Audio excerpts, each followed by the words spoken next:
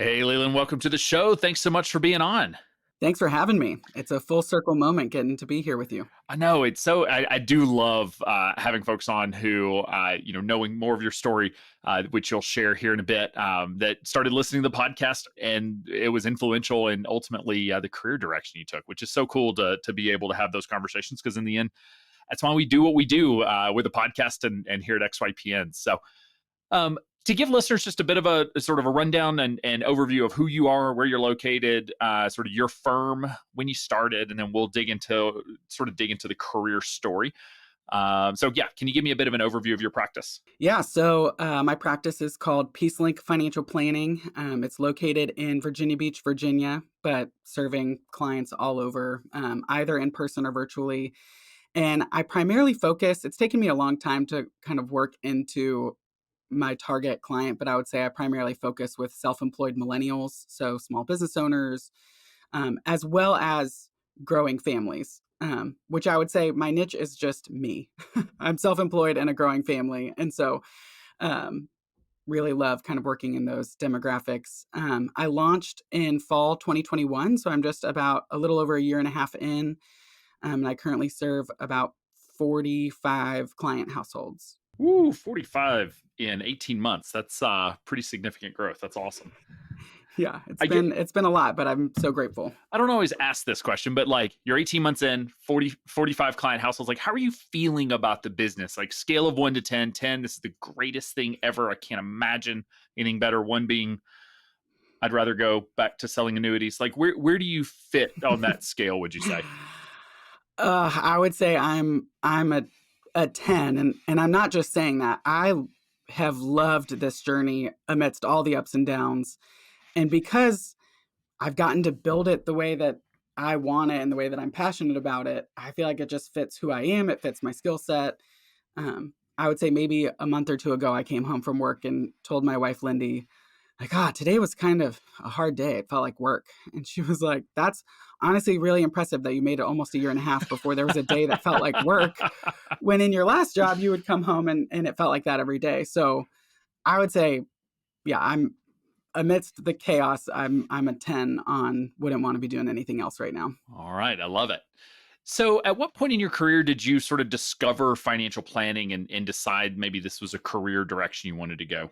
Yeah, I think like so many other people, I came out of college and jumped into kind of financial sales, thinking it was financial advising.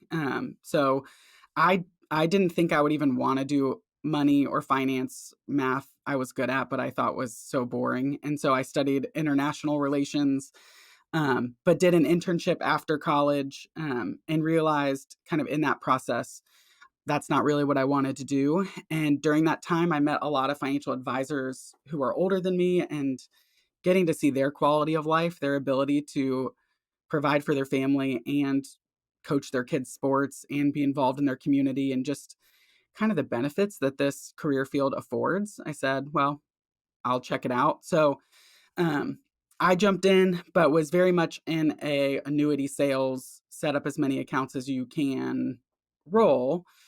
Um, and I just thought I thought that's what everyone was doing.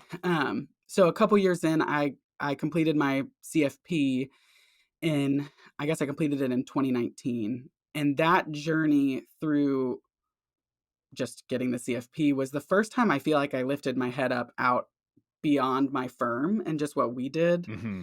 and saw just how much value there is to be had in so many ways to meet people in their finances, that it's so much beyond just setting up investments. And so I fell in love with financial planning through that process and wanted to start doing that, but I felt like in many ways it was putting a square peg in a round hole with my firm. And I felt Sure. like I would spend time with people doing debt planning or just different pieces that weren't specifically investments and insurance, and I would get my wrist slapped or because I don't get paid on that. Hmm. And that was the first time where I really felt like, okay, there's got to be a way to do this differently. And when I started looking around and kind of found this world of financial planning and fee only financial planning and just almost the whole spectrum that wasn't just, um, what is it called? Like restricted agent or confined agent. I can't remember. Captive But agent. like, captive agent, restricted, confined, All the same slave thing. agent. Yeah. Um, where you're not just a captive agent and you can kind of have this freedom to really meet your clients and provide value in ways that they need. And so, um, yeah, I feel like it was kind of a few-year journey Yeah. of learning what I don't want, learning what I do want, and then kind of searching for where that is. I'm curious how you even discovered the CFP. Like, do you remember how you even became aware that that was a designation? Because I can't imagine it was encouraged by your firm. That's or at least typically not. Yeah, I would say it wasn't discouraged. Like they paid for it for Okay. me, which I'm so grateful for, but it wasn't encouraged. It wasn't like we want everybody to have this credential and really have this skill set, but it looks nice. And so, we're happy to do it. And I have an uncle who actually owns his own uh, fee only practice in Michigan. And so throughout the process, I was talking to him and realizing we almost had a language barrier. Like we were Mm, speaking different languages. And he really encouraged me to look into the CFP. And in many ways, once I learned about the fee only world, I approached him and said, can I come partner with you somehow? And he was the one that said, if I was you, I would actually go look at XYPN and kind of start hmm, learning about what they're doing. And so that's kind of how I found the podcast and started binging and very jumped in. cool. Thanks, Uncle. You never know where these Yeah. referrals are going to come from. It was funny. I was at an event in Bozeman recently, and someone I had never met before, she came up to me and she said, "Yeah, I asked my parents' financial advisor if they would work with me, and they said no, like not target market, but go to XY Planning Network to find an advisor." And it was one of those just like really random, like didn't know who this was. Bozeman's obviously not a big community, but yeah, it's so cool, like who hears about us and how that gets shared. And in this instance, like I do think a lot of advisors, I think your uncle, especially if he started his own firm back in the day, like he went through the pain of doing it by himself, Yep. and some of that pain is necessary, which we'll talk about here in a bit. That some of that is just life and business, but like a lot of it is unnecessary just because there wasn't sort of a package deal that helped facilitate that process. Oh, totally. I think that's exactly what he was saying was you can come, you know, we are talking about like, do I franchise? Do I take your name and start a branch in Virginia Beach? And this was all very shallow. We weren't going deep into these conversations, but he was just saying, if XYPN was around when I was starting, I would just run with that the resources there and kind of where you're at and who you want to serve, they're going to be able to provide the resources for you. And he was completely right. So, what made you decide to start your own firm versus getting a job in a fee only RIA? Sort of once you discover this world, you want to do this work. Like, what led to the desire for entrepreneurship? Yeah, it's a great question. So I told myself, I'm going to take 2020 and really figure out what I want to do. And then 2020, the pandemic happened, and I was just stuck at home and had all the time in the world to really, sift through this. And I think it took a lot of heart work. I was, talking to independent broker dealers, duly registered firms, RIAs, and listening to XYPN radio and kind of sifting through, you know, what do I want out of my career? You only this industry, this profession is so wonderful and I only have one life and one career to do it well. And so it was kind of really thinking through that and also realizing this profession is really hard to make transitions in. The Mm. longer you're in a role, the harder it is to make a jump. And so I didn't want to do that twice. Um, and so as I was looking, I was just realizing, you know, I want to be able to build this the right way to be able to serve the people I want to serve, to be able to um, care for them in the way I want to care for them, and really build my own place for my clients. And there's a saying that's a little kind of arrogant, but I sort of ran with it, where I asked someone in my life when they were about to have a baby, like, "How are you feeling about becoming a dad? Like, are you nervous and all this stuff?" And his response, which he's a very humble person, but he said, sometimes I get nervous and then I have to realize like way stupider people than me have had babies and done great. And so like I can do this. And that for some reason was sticking with me throughout the this process was, I'm listening to XYPN radio and there's all these really impressive people, but there's not something that they have that I don't have. Mhm. And I'm no better than anybody else, and nobody else is better than me at the same time. And so I think there was just a soul searching that came to the reason why I wouldn't start my own firm is out of fear. It's Mm. out of the fear of how do I do compliance? How do I get clients? How do I do these things? But I just came to this place where I said, I have to take the risk. I have to jump. I can always go back to that. I can always become an employee, but I almost had to take a bet on myself and say, if I don't do this, I'm going to wonder in 10 years, should I have done that? No, it's a great story, and I think I've always felt like there were so many jobs in financial services, whether it's being an associate advisor in a fee-only RIA or with a broker dealer. Like, there's so many jobs. They're so hungry for young talent that like the fallback plan, failure was always a job. Hmm. And like there aren't not every profession gets to say, well, if I fail, I'm still going to get a job, and I might be making more money in my failure of a job than Yeah. I make today.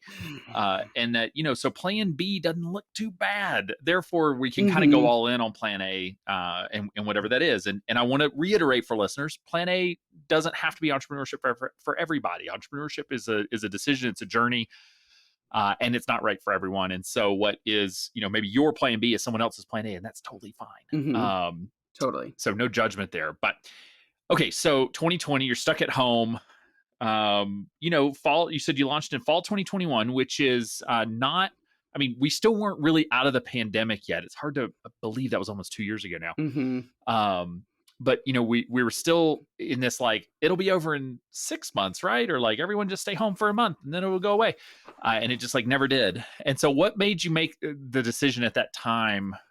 I guess to launch in the middle of one of the most uncertain times I hope we ever experience in this country. Yeah, I think for for me, and I hope for everyone who makes this jump, you need to be moving away from something, but you also need to be moving towards something else. Like it's not just a grass is greener. So I knew it's not going to be easy to do this, but my firm was just truly driving me nuts with how restrictive they were because it's a national organization, so they have to make rules and policies in place that fit all communities across the country, and my community wasn't as impacted, and I felt freedom to be able to go, meet with someone. And so cuz at that point fall 2021, we weren't out of it, but we were kind of in this like weird in between. Yeah, Like we were in the vaccination hype, the heat of that debate. yeah. And I mean, we hosted we so hosted XYPN Live in 2021, and with a lot of restrictions and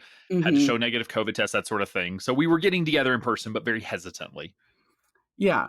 So I think my firm was not just for their COVID policies, but other things were really pushing me away. And I just had been thinking about this at this point for almost 2 years and planning it. And so I was kind of like, let's just go for it. Um, and I think because I took 2020 and most of 2021 to really figure out exactly what I wanted to do, and then to go through the process of really establishing that and figuring out my processes and figuring out things, I had a little bit more runway, a little bit more systems in place by the time I launched that I felt confident being able to do it at that time. Okay, that makes sense. All right, so you go to launch fall 2021, and then life happens. Tell us about the journey of becoming a parent. Yeah, so we have had a very roundabout, kind of chaotic parent journey. So we found out we were pregnant almost the same exact time that I launched my firm. It was before or after, but it was within a month, and we were really excited. It was in the plan that we wanted to do that. And we knew that we wanted, my wife to have the freedom to stay home if she could, which obviously makes it difficult because in a perfect world, you're starting a firm and you have a spouse who has an income stream. But we were just saying, like, we're going to take this risk and go for it. But then, so I'm starting my firm, people are coming in, it's going really well. Um, and then we found out that my son actually had a congenital heart defect and was going to require open heart surgery at birth. And so within 4 or 5 months of starting my firm, that happened, and he was hospitalized for 2.5 months. In fact, the day we're recording this call is actually the 1 year mark from Oh the my day he came goodness. home. So we celebrated that this morning. But I mean, that just leading up to that, because we knew it in advance of his birth, and it was just I mean, rocks your world for so many reasons, but it's like, I just quit a stable job with great health insurance, total flexibility, and now we have very little income. We're building this business, and what are we about to be like under the bridge? Which is everybody's fear. At the end of the day, when you boil down your fears, it's like, I'm just afraid I'm gonna be destitute under the bridge. Yep. Um, and so, I mean, there's so many things I could say about it, but really, I'm so grateful for kind of how that panned out, because in that season after he was born, I would wake up, I'd work for a couple hours as hard as I could. We'd go to the hospital. Anybody who's had a child in the NICU or PICU knows that you kinda go and then just sit for a long time. Like, there's a lot of just kind of being in the hospital room and just being there, and so there were often times where I would check my emails, but I was very much working part-time for a quarter of the first year of my business, which was very stressful. But in that, I had gotten plugged in with a mastermind group through XYPN. And I think from a business standpoint, that was such a saving grace because, I told them leading up to the birth, like, hey, we're about to have this happen. And just the outpouring of advisors reaching out to compliance and saying, how can we step in? Can we do different things to be able to really support him and his family in this time and take some of the burden off? And just the total support that came from that community, I think was what helped me kind of be able to offload some of that burden so that I could be present with my son and with my wife and in that season. Because I think as a husband and as a father, you're just running a million miles a minute, trying to show up for everyone and do your job and show up for your clients and your family and be at the hospital.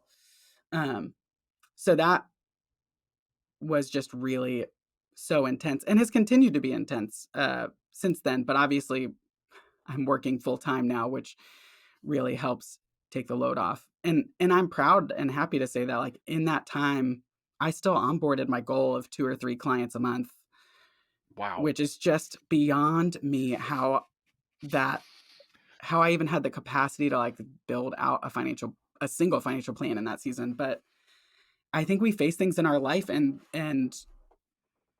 the capacity you need for that season is given to you. I think, before you have kids, you're like, how am I ever going to have energy for kids? And then you have them and the energy shows up. And same thing with like when you get out of college and get your first job and you're like, gosh, how do I have friends? How do I do anything when I work 40 hours a week? And then the capacity comes. And so I think that's sort of what happened. I was thrown into the fire and the capacity came, and there was such an outpouring of support and people kind of holding up me and my family and my business. So I'm so, so grateful. Yeah, that is just absolutely incredible because you know, the journey of starting a business is hard enough. Just the business itself, much less it's hard to imagine dealing with something more stressful, more terrifying, and time consuming and draining at the same time as dealing with medical issues for a newborn. I mean, that's just absolutely incredible. You mentioned that there was a lot of support, but then it sounds like the some of your study group members were actually able to get in and help. How did that, like, what kind of things were they doing, like, in the firm that were able to support you, as you were going through this time? They were really instrumental in how I communicated to my clients because, my fear is all these people just signed up to start working with me, even not the people who signed up while I was in that season, but even beforehand. That 4 months ago, they hired a financial planner who's now MIA. And what's that gonna be like? And them just even giving me the language of, like, this is how I would communicate that, and this is how I would continue to provide value to those people in the midst of that, in ways that are really simple, but when I'm at 0 capacity, I can't think of how to communicate these things. Yeah. I'm like, I'm my candle is burnt out, my gas is on empty, and so just having someone say, you know, when you're sending emails like, send an email blast with a picture of him, or like an update when you're sending updates to your family, like mail it out to your, or like send it out to your clients, which is such a simple thought, but I just needed a team of people who were there saying like, we're with you, and here's a game plan. Here's how we're going to step in. We'll handle anything we're able to handle, and from a compliance standpoint, and like anything you need, really, we're going to help out. It was truly powerful, That is. being that so many times, like for me, when I was in the corporate structure, I felt like I had less support than I do now. Whereas which is ironic. Like you think you go out on your own, you start your own firm, you're solo, you have less support. I feel like my mastermind group has been like way more supportive, way more helpful. I feel like I've got XYPN compliance behind me, ec- the whole community of XYPN who really shows up for each other and has an abundance mindset with giving their time, their energy, their knowledge to each other, was just the instrument to my success in the first year. I love that. We've used the phrase before, independent but not alone. And it's hard to explain it sometimes. We're like, yes, you're going to be solo, but that doesn't mean you have to do it alone. There's going to be support, whether that be XYPN team or your study group or other members. And one of our early founding members, Sophia Barra, used to call her mastermind group as choose your own coworkers. And it, funny because like that's exactly what happened here was that, ultimately your study group became your coworkers and the support system. And then, there's a point at which they were able to back out and go back to focus on their business. But uh, there aren't a lot of places in the industry where you would have even given access to this to your clients, because there's going to be this fear in a lot of places of like, oh, they're going to call on my clients and say I'm not working and not really providing services and they can provide better services. Like there's going to be this fear. And even if you did want the help, there's no way most other advisors are going to jump in and help without an expectation of, and what's the revenue split here? Do I get the fee for the year? Like, That's exactly it. I feel like there were so many times where people at my old firm would help, but it was kind of this, well, I'll split this, or a new client comes up and reaches out to this advisor, and the advisor helping them is kind of like, well, I was the one that kind of built the relationship with them, and they don't know this person, and which I think is just normal with sales culture when you get paid on that. The thing that struck me even before launching my firm with XYPN was just the true abundance mindset blew me away. I stalked so many of the members on Instagram. I would DM them and be like, "Can I have a phone call with you? This is what I'm thinking about." Sometimes I would just like schedule on their Calendly because that was a thing on their website. Um, and just I was probably so annoying, but they didn't appear that way. They were so like, "Yes, you can do this. Yes, this is what it's been like for me. This is what's worked. This is," as I'm thinking through things, they were there, and that was before I even was a member or had a firm, and that was just different. It just felt different to me than the culture I was in prior. that's incredible. Um, so even early days of launching a firm, you've got all this stuff going on in your life, but like you absolutely hit the ground running with from a client perspective. I mean, it's very normal to not even get a client in your first 6 months while you're out building a business because you didn't start with any clients, correct? No, my last firm really, enforces the non-compete pretty hard, and I had watched some guys leave earlier that year who broke it and got sued, and I was like, "That is the last thing my family needs, is a lawsuit." So no, just said I'm starting from scratch. So you start from scratch, no clients, but immediately you start getting clients. And even through this time, you were getting clients and then 45 clients now. What, but you said it took you a little bit to sort of find your niche. So I guess early days, what drove some of that initial sort of the first 5 to 10 clients, and what activities I guess drove those clients to you? That's a great question. I think a lot of it was people in my natural network. I wasn't by any means calling family and friends, but I think people resonate with when you tell your story. When I'm just saying, this is what I'm doing now and this is why I'm doing it and this is how it's different and why I'm passionate about it. I think naturally people are like, "Oh, great. I need that service. I would love that help." And I'm really fortunate to have a really wonderful and large kind of natural network around the country, and so had people reaching out that way. I also just hit Instagram hard. Um, Before launching, I was not someone who posted on Instagram very much. I was the lurker. I was the guy who just like watched everyone else's stuff. Um, but that was a surprisingly successful marketing stream for me in the early days. I think in some ways just a way to get again the story out there of this is what's different about what I'm doing and this is why I'm passionate about it. Um, and really, I mean, anybody from my mastermind who's listening to this is like, of course, Leland's talking about how miserable his sales process is. I just was throwing things at the walls and being like, I don't know what's working, but I'm gonna throw everything out there and see what works. And it really was amazing that people were resonating with the story and coming in. And then I had the problem of I'm growing too fast for the processes. I how do I remember that I launched in September and in November, December I had a waiting list just not because I was at capacity for how much revenue. I just was like, I need space to actually build this out for people. Which was a really exciting place to be. I was like, holy crap, I've got a waiting list.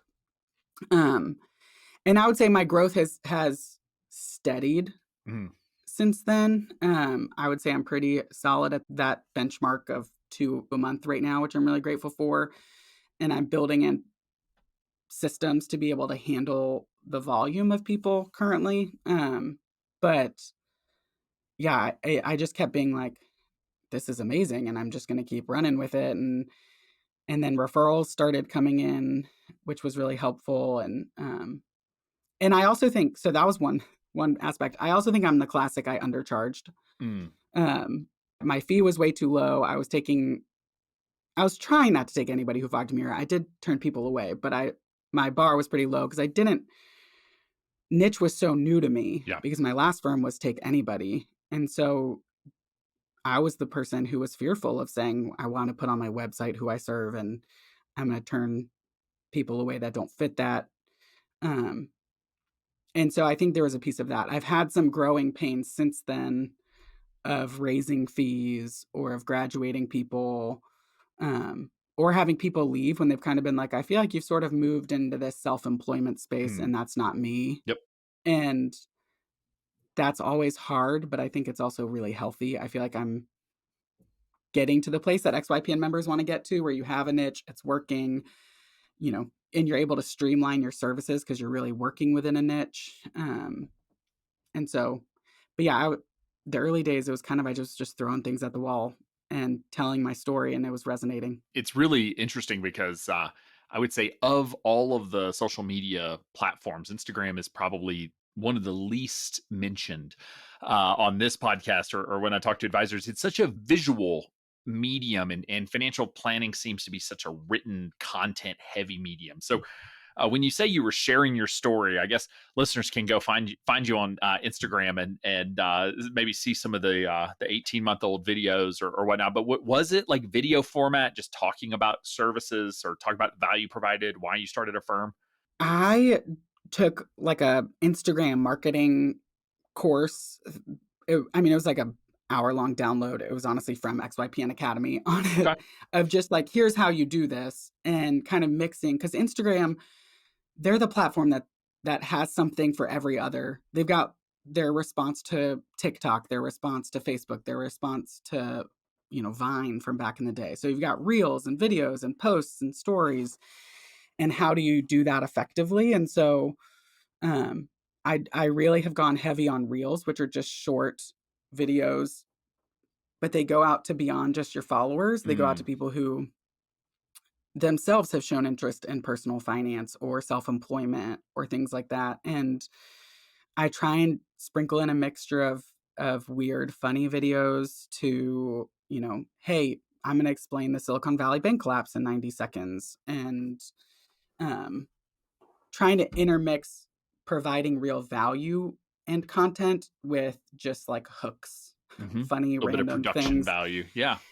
Yeah, which at first was really cringy. I really hate hearing my voice and seeing myself on video, and I've never been that Instagram person who's like pointing at words as they show up on the screen, but I've become that person. Um, but it's working, and it is cringy and it's hard and it's time consuming, but I've come to be like, this is a little bit my personality. I'm kind of a weirdo and goofy and not the mahogany desk financial planner, and I want to express that through Instagram. Absolutely. So I was asking questions about sort of early days. Where would you say your last five clients, your most recent five prospects that have reached out to you for services, how are they finding you? Is it referrals from existing clients, Instagram, finding you online? Like, I guess what are the ways they're finding you? Genuinely, of the last 5, 2 were referrals from other business owners. Um, 1 was my podcast. I just relaunched a podcast a few months ago called the Self-Employment Success Podcast. Michael Kitces, don't come at me, but I did steal a lot of the financial advisor success podcast model. Yep. Are they 2 hour long episodes or? No, no, no, no.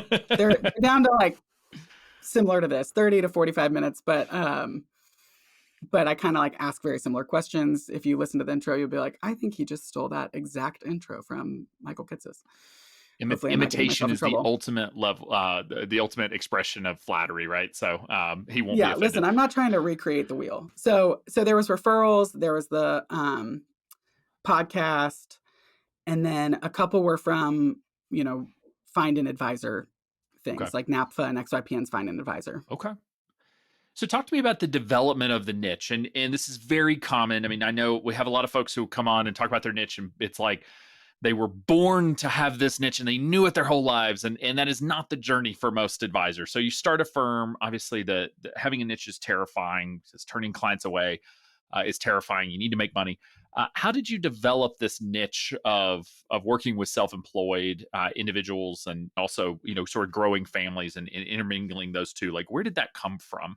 As you said, I would listen to stories and be like, gosh, I'm not the guy who is living in a whole community of like one-armed veterinarian firefighters who need a financial planner and need that niche. Like who do I serve? And I I do have a community of business owner friends, like friends who own their own businesses, and I had kind of seen that and the challenges that come with that and the freedom that comes with that. But I was afraid to really like rule out everybody else who's just there. And so I kind of started with I'm just working with growing families kind of in their 30s and 40s and self-employed. I'm going to kind of dual niche and but it got hard to create content for both, Hmm. to really market to two.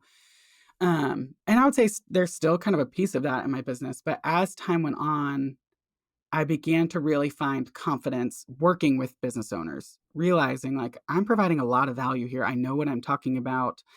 I see rinse, wash, repeat these kind of same issues coming up that I know how to solve. And I started speaking to that more through, my podcast or through Instagram or through my newsletter, whatever it may be. And I feel like I needed to get my feet wet and see that it was working to really be able to feel the confidence inside myself to say, this is who I serve. And so I wasn't working with Medicare or like Social Security. I knew that. I was kind of semi niched and I just kind of felt the confidence to come and really say I'm going in with self-employed. And I even had the thought, do I go even further? And do I say I'm just going to work with realtors? That's something Mm, that I really like and I know pretty well. But I kind of said I like the variety of self-employment. Like I have a client who does, sports nutrition for Olympians, and I've got a client who runs a therapy center, and I've got, clients who run ice cream shops. It's like I like that variety, and I think within that there's still common threads sure. of pain points. And so it just took time to really get a handful of clients under my belt, realize I'm providing value, find the confidence, start speaking to that, and then it just sort of grew from there.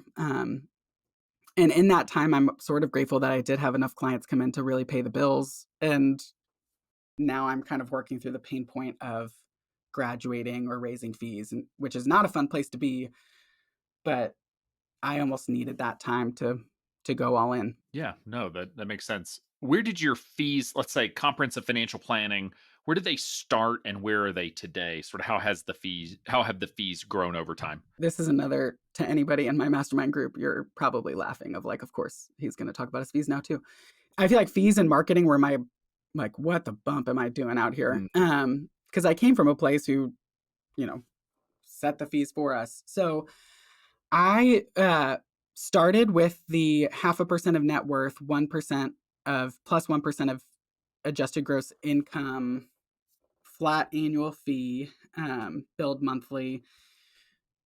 And I still do that, but I implemented a minimum early on for people who maybe had negative net worths or had student loan debt, whatever it may be. And I just had so many people coming in at the minimum that I realized, gosh, if I'm going to really build this practice, I can't take this many people at the minimum, or I'm going to have to raise my minimums. And as I was talking to other advisors, specifically in my mastermind, just realizing my minimum was way below. It started at $175 a month, $2,100 a year. Um, and I just, like all entrepreneurs, was like, will someone pay me that much? mm, And then they did, and then I realized, okay, wait, I'm undercharging for the value I'm providing. So then I raised it to $2,400 for single individuals and $3,000 for couples. Um, and still just felt like I'm undercharging, and had my mastermind group kind of saying like, that's pretty low.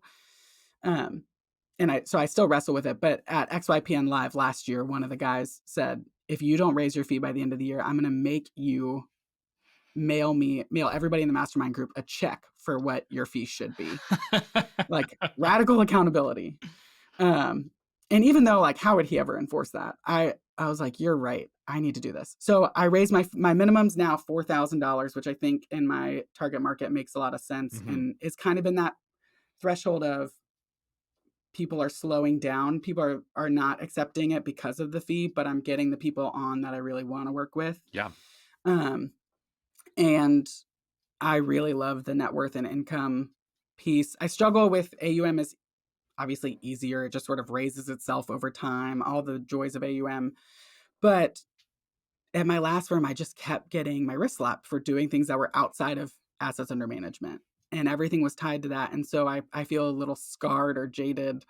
And I like that if I help you get out of debt or like pay off a small business loan or things like that, that raises your net worth too. Mhm. Same with if I raise your assets. And if I optimize your cash flow, if I optimize your taxes and your income, like all of these things are tied to your financial health. And it's kind of a broader gauge of financial health, in my opinion, than just saying, this is how much assets I manage. And so that's going to be the fee. But yeah, I've had to my mastermind group, I feel like for every other call, they're like, okay, Leon's still feeling like he's undercharging. How do we get him to raise his fee? I joke that I single handedly raise fees of all the service providers I use in Bozeman because if I'm like, oh, I want to go get a haircut and they're booked 3 weeks out, when I'm there, I'm like, you seem pretty busy, and they're like, yeah, we're slammed. I'm like, you could raise your fees. They're like, could we?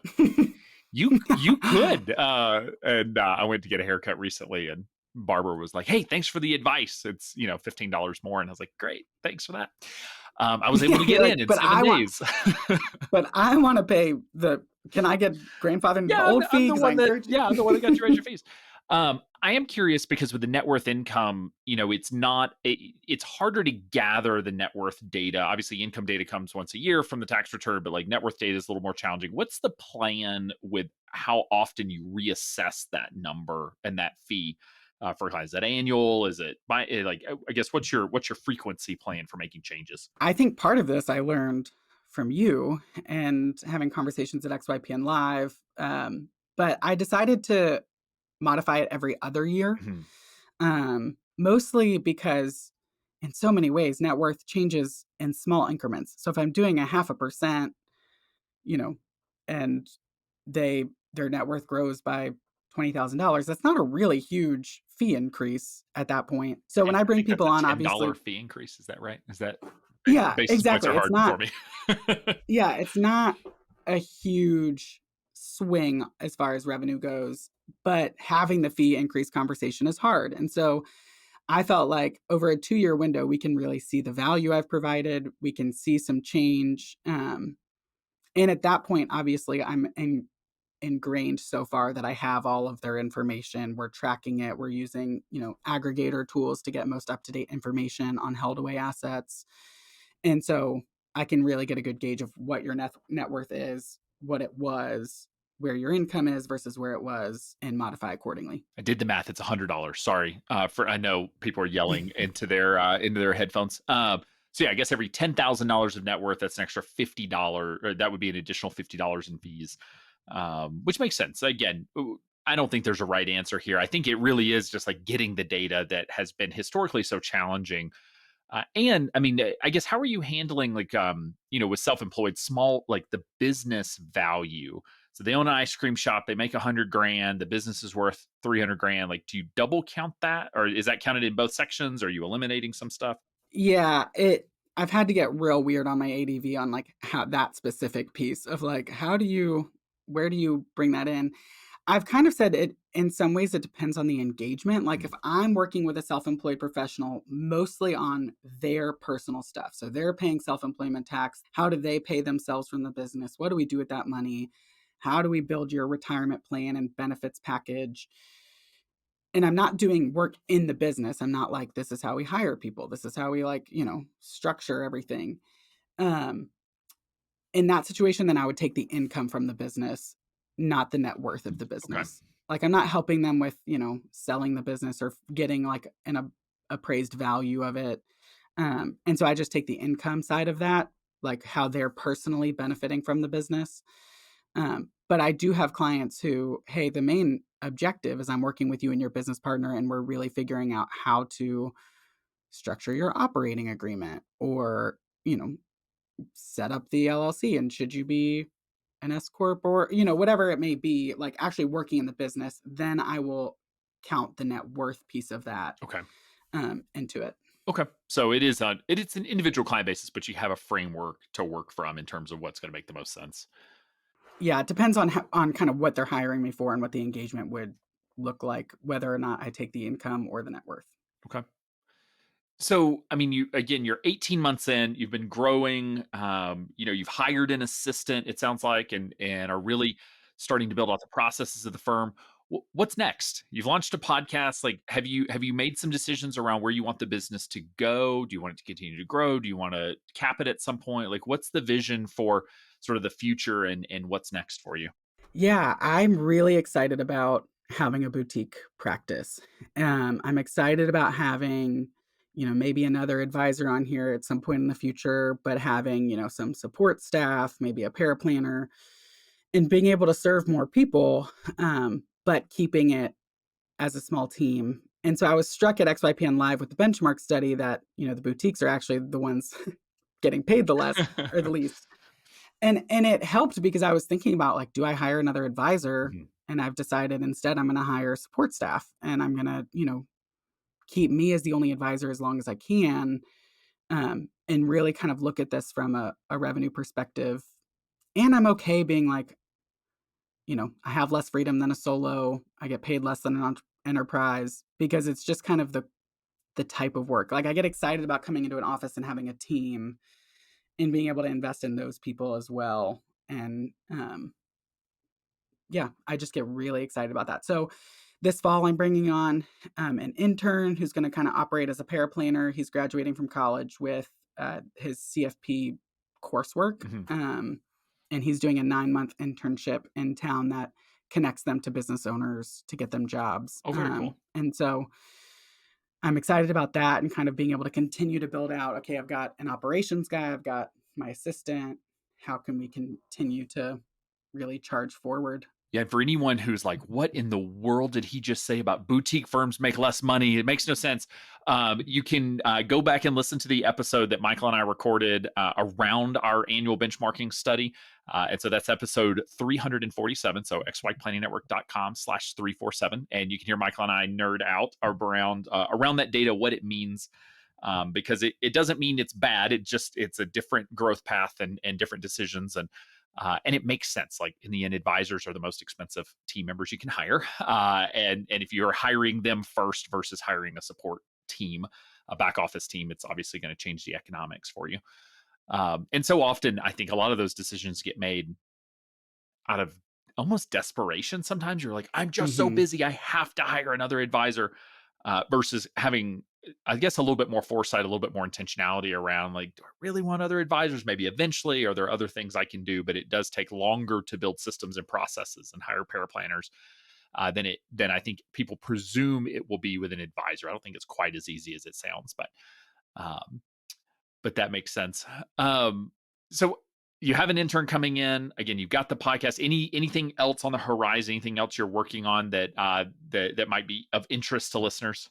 Putting me on the spot. My big thing this year was I started a podcast and I'm hiring Woo, someone. What else do you those want? are I'm just huge. kidding. No, it's great. Those are Yeah, huge pieces. yeah. I don't totally know. I joined the board of my local FPA chapter, which is something I'm just excited about. I think I really take the part of the CFP that says, we're gonna really enhance the industry and, you know, continue to give it a good name in the community and grow it in the right ways. I continue to take that seriously, and I think in my area there's so few fee only advisors. It's kind of like, what are you doing? How is that a thing? You charge a flat fee. And so I just get excited to invest in you know, next gen or younger advisors and let them know, hey, there's a whole beautiful world in the financial services profession. If where you're working, if you're like me and you think this is just how it is, it's not. And maybe where you are is the best fit. And knowing that there's other options may help solidify that. Or maybe you find another place in this industry that fits your gift set better. And I want people to be in positions that really bring them to life. And I think this industry is really unique that you can do that, you So know? true. It really is just like and not every job does, but like especially when you start your own firm, it does provide a lot of flexibility. You can make great money, and you really get to help people. I mean, I truly believe this is a helping profession. But that's not to gloss over the pain and the sweat and blood and tears and sleepless nights and gray hair that we all get, building that business. So all right. Well, hey, as we're coming up to the end of our time together, I'll ask you the final question. And that is, if there's one piece of advice that you wish you could go back and give your younger self, what would that piece of advice be? I want to tell myself to be confident sooner. Like, you can do this. And no one is better than you, and you're no better than anybody else. And like, take a bet on yourself sooner rather than later. And I think there is so much fear around, like, you can't do compliance, you can't do all these things that held me up from taking this leap. And I just want myself and other people to know, like, you can do this. It's not as hard. It's a lot of work, but it's not impossible. You're not becoming a rocket scientist. And there's resources available. And so, like, begin exploring, begin doing the soul searching to figure out, what is your gift? What are you passionate about? Who do you love serving? And run with that. Like, we only have one career. We only have one life to really leave an impact. And so, why stay in a position that isn't really fueling that the best way possible for you? I love it. Well, thank you so much for taking the time to come on the show and share your just incredible journey over the last 18 months. And I congratulate you on all the success that you've had and look forward to getting an update in the future. So thanks again for the time. Thanks for having me. It's an honor to be here.